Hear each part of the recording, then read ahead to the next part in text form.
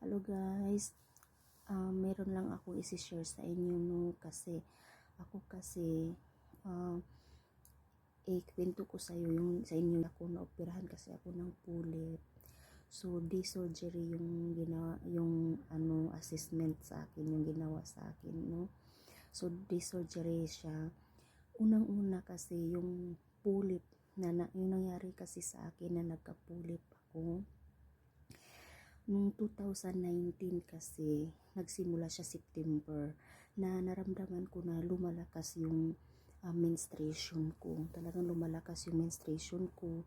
Talagang heavy flow. Meron kong heavy flow talaga. Nagsimula siya 2019.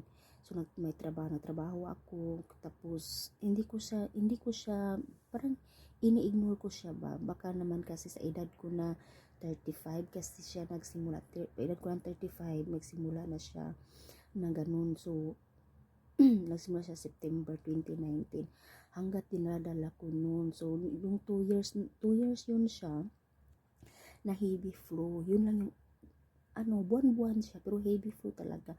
Meron akong blood clot, yung ganun yung nangyari. So para sa akin parang hormonal changes yung inakala ko doon. So binaliwala ko siya.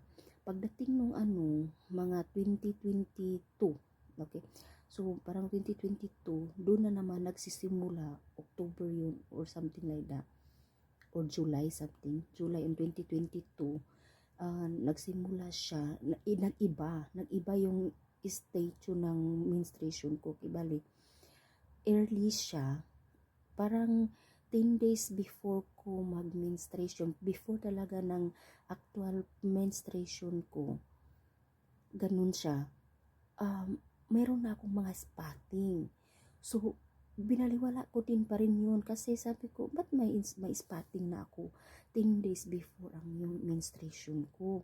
So, yung spotting niya, para siyang nag-spot-spot, yung meron kong discharge, hindi yung discharge na, yung first na patak niya, parang dugo lang siya na, parang nasugat ba, dugo na sugat, parang fresh na blood.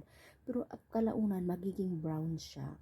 Then, kailan parang, parang, tapos bukas mawawala, then next na naman, parang ganun ba. Tapos, pag 5 days before menstruation ako, doon na siya, everyday na siya lalabas talaga na nag-spot siya. So, hanggat na-realize ko na kailangan ko nagagamit ng mga liners, no, panty liner kasi nakakadumi siya ng undies natin, di ba? Nakakadumi siya ng undies. So, yung ginawa ko, bumibili na ako ng so nagdouble na ako ng cost ng di ba? Pad, kaya nagagamit ako ng liners, ganun. So, hanggat sa yun, tinutuloy ko yun 2 years and half. Parang lang, 2022, dahil ngayon lang ako 2025 naka-decide talaga. So nangyayari yun, dinadala ko yun hanggat ngayon. Okay, hanggat ngayon mga buwan na yun, mga ganun. So ngayon na years, talaga hanggat ngayon dinadala ko siya na mayroon ng spotting. So pagkatapos ng 2020, ganun nagsimula yung spotting ko, dinala ko hanggat ngayon. Tapos napansin ko na talaga na yung spotting ko getting heavier, like hindi na siya basta na spotting kasi yung pad na ginagamit ko, yung manipis pa talaga. Ngayon kailangan nag-increase na naman ako ng pad na parang pagdating na talaga ng 5 days before yung menstruation ko, na siya, parang lumalakas ng parang wasted naman kung gamitin ko yung pang-actual na menstruation na pad. So, bumili na naman ako na medyo makapal-kapal na liners na para dyan, para mag-catch ka.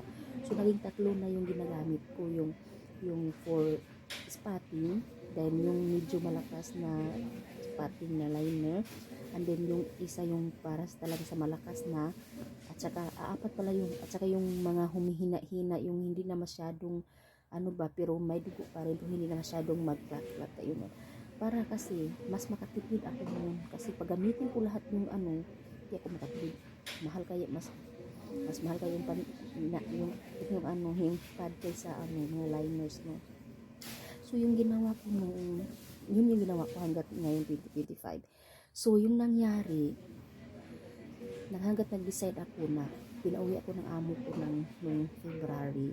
So pag uwi ko sa Pinas, binigyan ko talaga siya ng time. Nagpa-check up ako sa Pinas.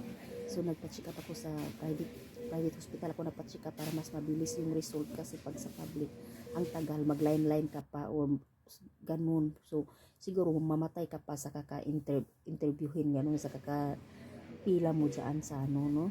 So yun lang yung ano ko sa talaga. So yung ginawa ko para mas mabilis yung result kasi balik na din ako sa dito sa trabaho kaya nag-private ko talaga. So sa private talaga kada visit mo ng private talaga may bayad ka kasi binisita mo yung doktor eh. So nag ano ako doon yung ginawa sa akin nag TVS ano ba yung TVS ba yung ginawa hindi pala ano pala yung ginawa sa akin pap smear, pina-pap smear ako, first time ko nag pap smear talaga yun.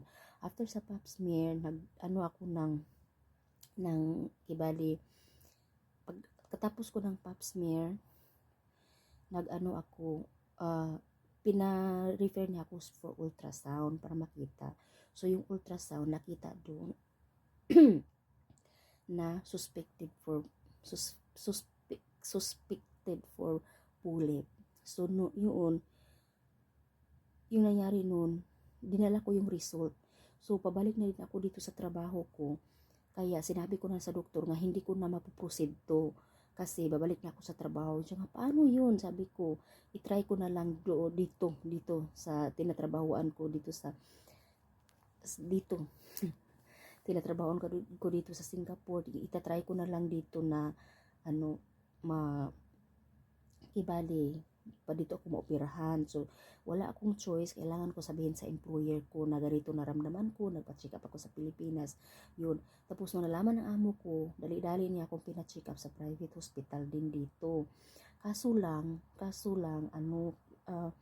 private hospital hindi covered yung insurances. So ngayon, yung ginawa sa akin, ni-refer ako for the government hospital dito.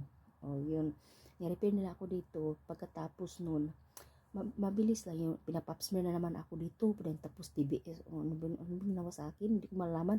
Basta, pinapapsmear ako. Pagkatapos, alam nyo, yung nakagandahan, sa Pinas talaga,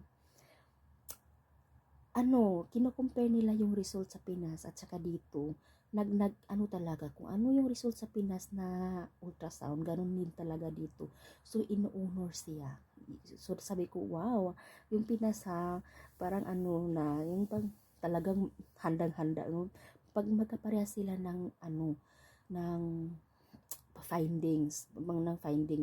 So, ang nangyari din, pinirefer ako sa public hospital, inischedulean ako ng operation. After the operation, inischedulean ako ng, anong tawag nito, inischedulean ako ng operation na. Tapos, ngayon talagang araw na to, na operation na, yung operation ko ngayon ng araw. Tapos, pagkatapos nun, Bisaya kasi ako eh. And then, yun lang, ngayon yung operahan na ako ngayon, tapos na yung procedure, tapos kibali, okay na siya.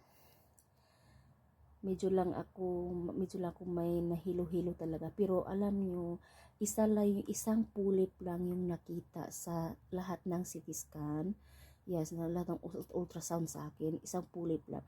Pero kanina yung inooperahan ako, 2 pulip pala yung nakuha nila. Yung isa mas malaki pa kaysa yung isa na nakita sa sa ultrasound. So talagang niya, kailangan talaga siya tanggalin.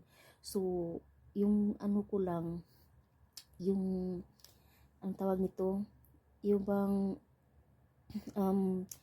sabihin ko lang sa sa lahat ng kababaihan na kung may mararamdaman kayo na mga tulad sa akin, naranasan kayo tulad sa akin, pa-check up na talaga kayo. At saka ngayon subukan ko na talaga na every year ako magpa-pap smear. Kasi talagang ito lang talaga yung masisafe yung buhay natin. Yun lang.